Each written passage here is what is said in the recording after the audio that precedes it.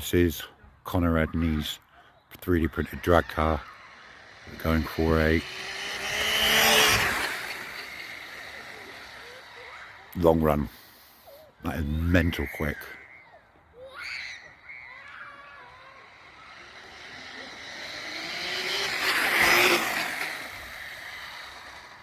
That was a very half pass.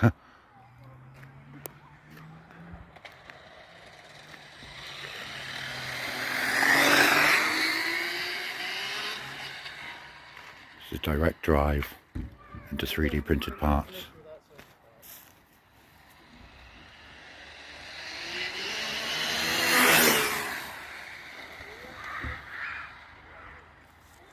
Absolutely crazy.